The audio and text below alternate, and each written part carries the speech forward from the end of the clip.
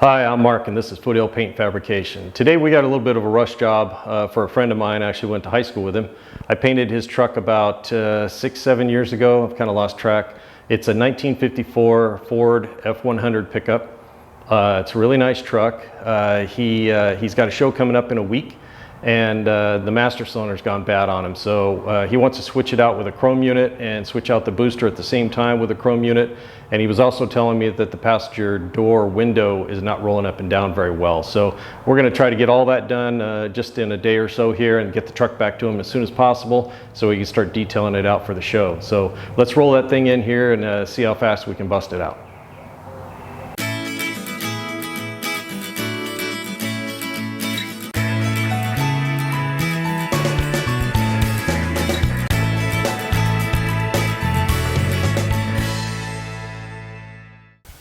All right, let's get these loose.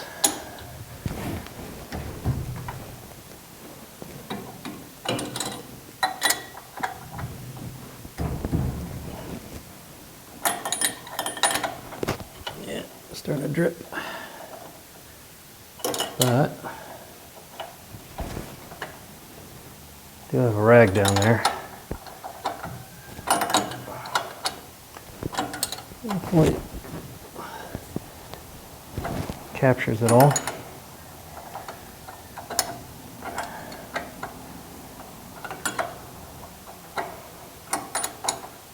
Pop this back.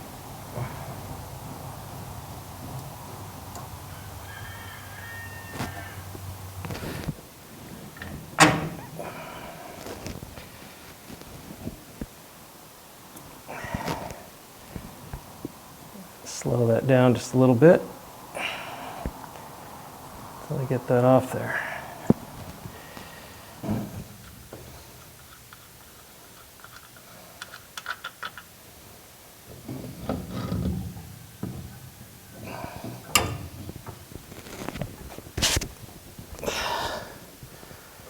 All right.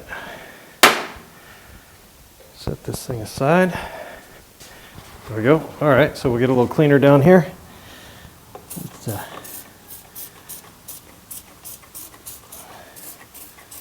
Get that brake fluid off everything. A lot easier now. And like I said, you don't want to leave that brake fluid sitting on anything, any paint for any length of time.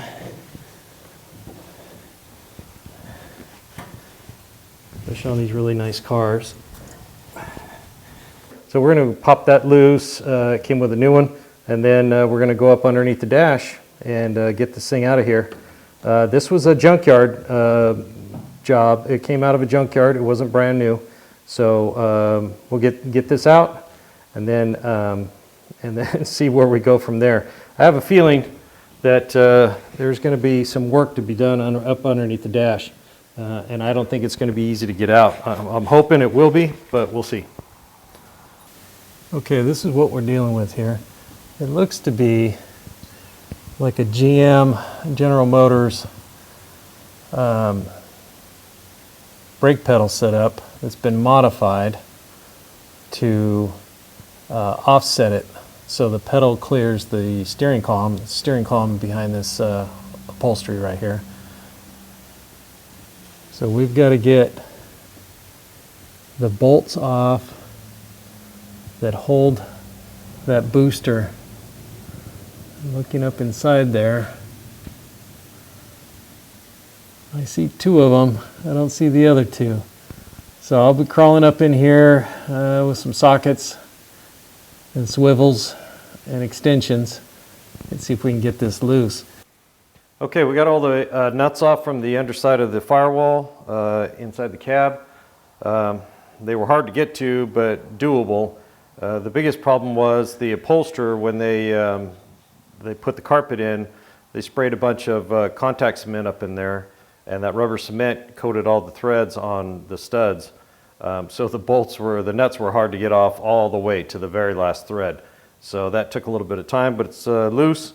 I'm just going to pop the vacuum line off here, and we'll get that booster out of there, hopefully without dropping it. And then we'll match it up to the new one and see how it fits. And then I'll probably put put the booster in, figure out the alignment. We're going to check on the rod from the pedal arm to the booster and see how that lines up, if it hits the hole properly, or if it's going up at an angle or down at an angle. And we'll figure that out and make sure it's hitting straight in and not pushing anything out of alignment. So let's go ahead and get the vacuum line off. Pop this out of here with that.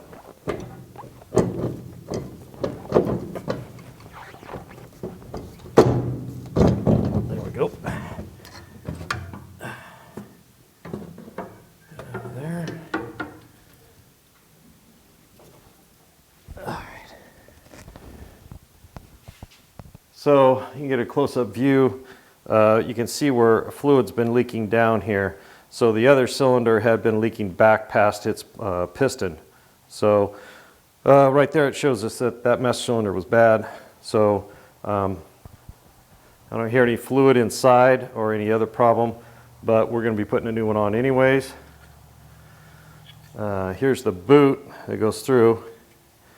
It looks like it may have been pushing towards the bottom a little bit. The gasket shot, so we're going to use probably some sort of sealer around each hole and a little over the top, just to make sure that there's no leakage inside the firewall when the truck gets wet. So we're going to put this on the bench, figure out if this linkage is good, and then see what we move over to the new vacuum booster. All right, we have both boosters here on the table. The throw on these, the spread on these studs is 3 3/8. Measuring these, they come in at 3 1/2, which worried me at first, but I noticed the studs are splayed out. So if we measure back to the base, they are 3 3/8. So these have moved out. Could be a reason why it was so hard to get it out of the holes. Off the firewall. So that's working out well. The size is much smaller, so it's going to fit in the truck a lot better. It should cover, when I painted that truck, we didn't remove any of this, so the firewall is just black behind it and below it. I couldn't get in there to get the paint in. So this should cover up all that nicely. You won't be able to see, so I don't have to reshoot the firewall. And then this will bolt right up. These bolts are a little bit smaller than these studs, so when I put it on, I'll probably make sure I back it up with a bigger washer underneath. The rod length is different length too, as you can see. So if this was the firewall, this is where it would attach. So we're going to have to reconfigure the rod length. This is a homemade kind of a deal somebody's built. It's not even straight. So we're going to tear into this one a little bit, and then we're going to look for if we have to source out some parts, or we're going to have to build something to get this booster onto this truck. So I'm going to tear into this a little bit off camera, and we're going to figure it out, and then I'll bring you back. But it will fit on the truck. That's not a problem. It's just a matter of getting the rod length and alignment right. So once we get that figured out, then we can move forward about getting this thing back in and checking some of the other alignments inside. But it should look good on the truck. Like I said, it's a little bit smaller. I think this is supposed to be an 8-inch. This must be, I don't know, this came out of a junkyard somewhere, so not exactly sure what vehicle it came out of. So, but the boot, we got a nice new boot here, and I will put a little bit of sealer around these holes. It's flexible sealer, so it can come off later, and then a little bit around here, just to shield that any water running down the firewall. If any water gets in there, it'll run past and hit the ground and not end up down on the carpet. So let me tear this one apart a little bit more, and then we're going to start doing some measurement and figure out what we're going to need to do to get a correct rod to go from the pedal to the new booster. Okay, I was able to get kind of a universal kit that will work with this booster. Unfortunately, I couldn't get the exact parts I need. Underneath the dash, there's a big bolt welded to the brake arm, and it's a 5/8 bolt. Now that 5/8 bolt is similar to like what a Mustang or like a 65 to a 70 Mustang maybe-ish setup would be. So they used a very large pin. This is more of a GM, so we've got like a GM booster, GM master cylinder kind of a setup here. So here's the threaded rod that will go into the booster, and then this will thread into what goes onto the pedal, and this gives us plenty of adjustment to get that pedal height just right and the booster set up properly. The problem is this is a 3/8 hole and I need a 5/8 hole. And if I drilled that out to 5/8, there'd be nothing left back here on the back. It'd be far too weak. Now, all the brake force when you push on the pedal is pushing this way onto the meat of this bracket. So it's not super critical back here, but you need to have enough so if there's any twisting forces or lateral forces, it can hold up to it in a panic brake situation.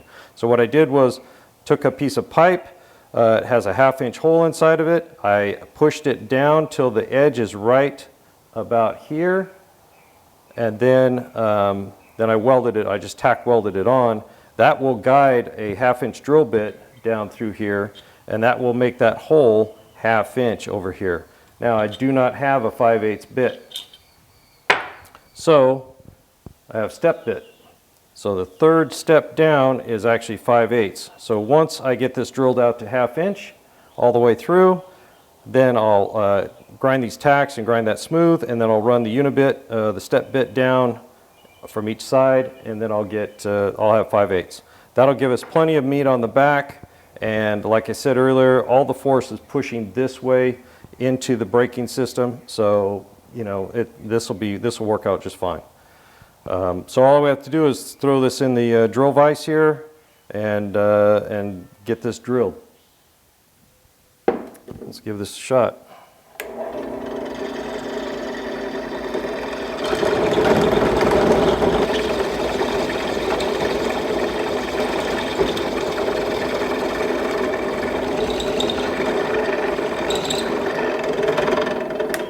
All right, that's halfway through.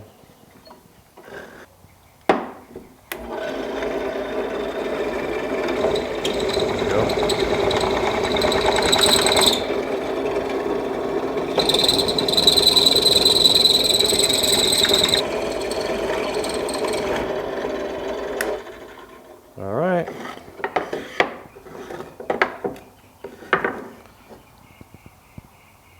Looks like it did a good job. Drilled off center, both of them. As you can see from the back side. Still plenty of meat over there, and it's right lined up with the other one, so that's going to work out great. So we'll pull it out of here. I'll grind these spot welds, pop that off there, and then we'll switch over to the unibit, and we'll get it back on the rest and then get this drilled out. Okay, let's do a quick test fit here.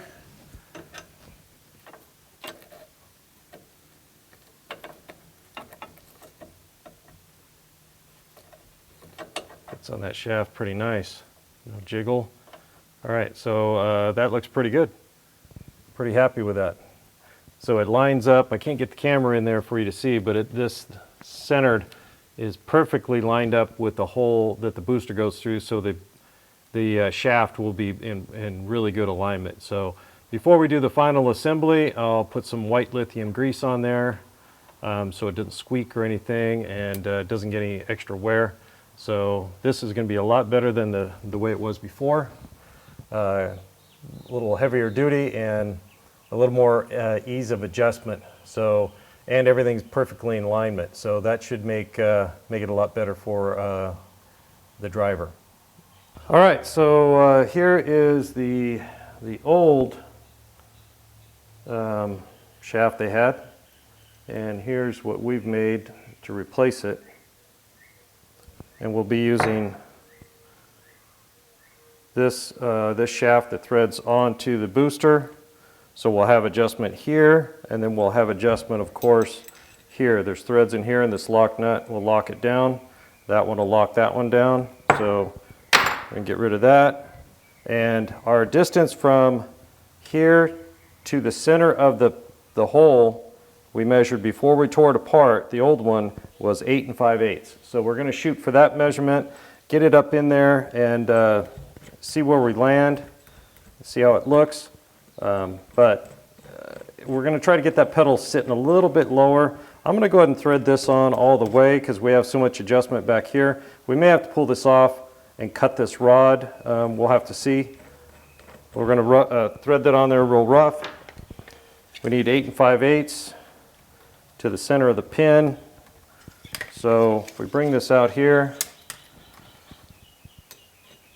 so 8 5/8 is about there, so we may not have to cut that rod at all. We can probably use it just like it is, and it'll work out perfect. So I'm going to go ahead and thread this one on all the way onto the booster. Take some of that extra out, and then I'll get a couple of wrenches. We'll tighten this jam nut on, and then we're going to get this set to 8 5/8. Kind of put it up in there and see how it looks. See if we can get that pedal down a little bit lower. Even a 1/2 inch will be better for him. And then we'll see how that brake light switch is. There's some adjustment on the brake light switch, so I should be able to lower the pedal and then lower the brake light switch to match it so it's not on when the truck is just sitting with nobody's foot on the brake. So let me go ahead and get this worked out, measured up off camera. Then we're going to work on getting some sealer around each one of these bolt holes, or bolts, studs, and then some sealer around the booster where it goes through the firewall to make sure no water gets into the cab, no exhaust fumes, and no road noise. Okay, I did a test fit on the new booster, and we got a problem. This hole was cut, looks like with a torch or a plasma cutter, and it's pretty jagged over here, and the booster won't fit in properly. Also, I noticed the firewall dips down, is raised up right here, and then it dips down, and so the booster will actually sit uneven. It could be why the old booster, the studs were splayed out. When they pulled it down tight, it just distorted the booster. So I'm going to see about, there's enough studs, so we'll figure out some washers or a spacer in here to make sure that booster sits flat. I'll have to make sure that it wasn't designed that way so the rod points at the pin on the brake lever, brake pedal arm. So let me grab the die grinder. We're going to clean this part out right here. Hopefully that gives us enough clearance. Then we'll test fit it again and then see what we got to do.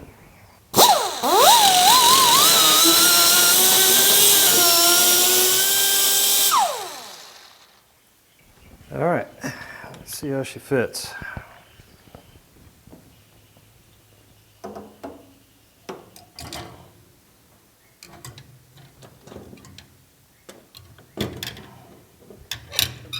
Careful not to scratch anything. Oh, there we go. Fits right in now. But as you can see, that's how it should be sitting. And that's how it wants to sit. That's quite a big difference. So we're gonna let it rest right there square. All right, so having it perfectly flat on the firewall, the rod actually points too far away from the pedal pin. So it's gonna have to be in just a little bit, but not a lot. So I'll work up some shims for the back here. So when this tightens up, it pulls tight against the firewall on this side and that side, and then we'll put some sealant around it so it doesn't leak. We'll fill the extra holes, and then we're going to have to pack some extra sealant back here to make sure no water gets down inside there. Okay, so I found some fender washers that should space that out nicely and spread the load, and they won't be visible. They shouldn't be visible, but we got to get some spacing on there. So we'll see if that's going to do it. It's not the full depth of this lip here. It's still going to be turned a little bit, but it'll be better than it was, and we'll see how that works out.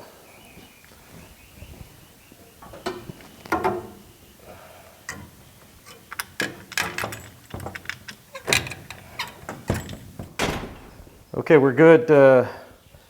We're good on the alignment inside. I just got to do some fiddling to get the distance, what we're going to need adjustment-wise.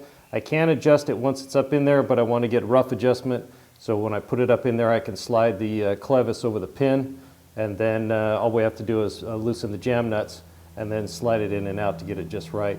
And then of course we're got some sealant to put around all these bolts and everything to make sure this thing seals up against the cab. There's quite a gap right here, so if water was to get in here, it would end up inside the cab, and that's no good. So we're gonna build up a little ring around there on the bench, and then we'll slide that in. As soon as I get the rough adjustment set, then we'll go ahead and get after that. All right, we've got the rough adjustment set, so I can get that in. Now we need to work on getting the, just have to slide this boot on, no problem. I hope once I get it through, it'll fit through the hole. This is going to add a little thickness. But right now we're going to have to get some sealer around it. So this is what I was talking about. This is cord weather strip. You get this Lowe's, Home Depot, wherever. It comes in a shape like this, and it's kind of a putty, kind of a sealer. So what I'm going to do is I'm going to build up around right here on the booster, so when it pushes up against the firewall, then it'll squish out and provide a nice seal right there, so any water won't end up running down inside the cab. Then I'll also put a couple of rounds around each stud, some behind, a little bit behind the washers here and some on top of the washers, so when it pushes up it seals tight. It'll probably squish through to the inside of the firewall when I tighten it up, which is good. And then, because there'll be washers on the other side capturing it. And it's not going to be waterproof, I mean, but it'll certainly stop a lot of the water and engine vapor and stuff like that to get inside the cab. So I'm going to go ahead and get this on here real quick. This stuff is it's supposed to be non-hardening. You know, it comes in, it's like a big fat kind of a ribbon. So you can peel off just one little thread if you need it, or you can peel off the whole ribbon. So I'm just going to kind of get some off here and kind of wrap it around here real quick, and then we'll get this thing installed. Okay, the bolts are done, or the studs are done. Now we just need to get something built up around here real nice. So we're going to go ahead and strip some off of here. So this side is going to get is pretty tight to the firewall. There's that bump right there, and this stuff is malleable enough so it will squish out of the way. So I'm going to kind of wrap it around like that. And then the other side, I have to build it up as high as these fender washers. So it will squish up against the firewall. So I'm going to build this up a little bit higher on this side. So the firewall should push right up against that. It may take a little pushing to get it up in there, but I think that's going to work out good. So this should be malleable enough. And like I said, you don't want to use silicone or RTV. You glue this thing on here, you'll never get it off. You'll have to put a pry bar in there and a chisel or something. And then you're just going to end up breaking things. So I'm going to go ahead and slide this in and see how it works, and then get it tightened up and get the final adjustment done. Then we can move on to the master cylinder, get it bled, and get this thing back on the road. All right, I think we got it this time. Slide this in. Hopefully that rubber boot doesn't cause me any problems. Let's see here. Lined up. Oh yeah, it's looking nice.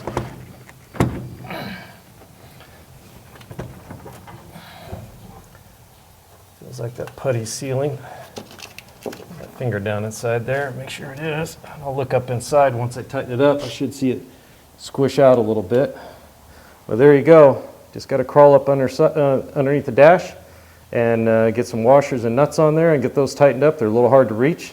I'll do that off camera, and then once we're done with that, we should be ready to move on to the master cylinder. Okay, we're ready to prep the master cylinder to go on to the booster. This is a universal master cylinder. It has ports for the front and the back brakes on both sides. So we won't be using the side closest to the engine. So we're going to go ahead and plug those. The master cylinder came with plugs. These are special plugs. They have like a convex area right there, and inside where the flare goes of the brake tubing, and then the nut pushes it up against there. So this actually seals right up against there. It doesn't seal in the thread area. So there's no need for any thread sealing on here. Wouldn't do you any good, because it should be sealing up against that location in there where the brake line tightens up against. We're going to get these on real tight. And of course, we'll check everything for leaks after we bleed it and take a test drive and put a lot of pressure on the system. We will be using these ports off this side. They'll hook into the proportioning valve. Also, this master cylinder, they didn't know, when they sell it, they don't know if you're going to be using it for manual brakes or vacuum assist brakes. So this boot would normally go on and then go through the firewall, and the brake rod would go through here in. But for a booster application, it comes with a little spacer, because that hole goes in there quite a ways, and so the booster actually pushes right there on that, and then this bolts right to the booster. So let's go ahead and get it on the truck, and then we'll probably, I'm not going to bench bleed this right here. Then fluid's going to be dripping out everywhere. So what I'll do is I'll get it on the truck, and then we'll put some brake fluid in it, and then I'll bench bleed it right there to get the air out, so we're not pushing a lot of air through the system. Maybe a little tiny bubble here and there. We're going to go ahead and flush the system all the way out.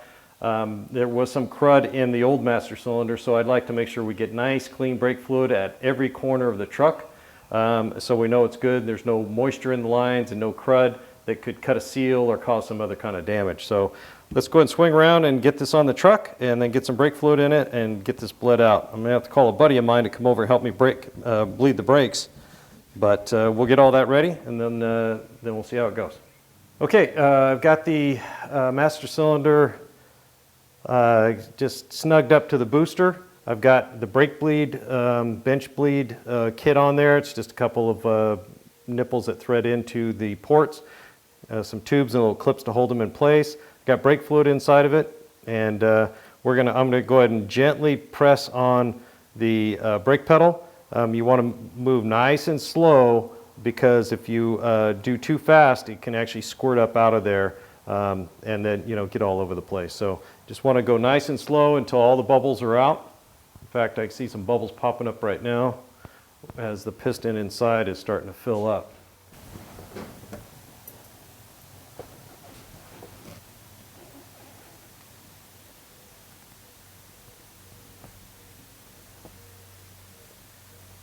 And then return very slowly. Do that a couple of times just to make sure all the bubbles are out. And then we can hook up the brake lines and bleed them at the wheel cylinders and the brake calipers.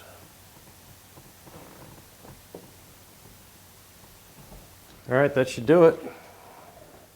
I don't see any bubbles in these tubes, so it's good. So all we have to do is, without making a mess, get those tubes off there and then hook up the brake lines. I went ahead and slotted this hole on this bracket a little bit so everything fit properly. And then once we get that done, I'll top off the brake fluid and then call a buddy of mine to come over and help me bleed the brakes. We'll get this thing up in the air so I can get underneath it, and we'll bleed the brakes on all four corners and then take it for a test drive. Okay, that's just about all we have time for. I've got the master cylinder and the booster on. Didn't get to the window like I wanted, but I'll get that on the next video, and we'll get this truck all wrapped up. Thanks for joining me here at Foothill Paint Fabrication. Don't forget to hit the subscribe button and leave me a comment. I'd love to hear from you.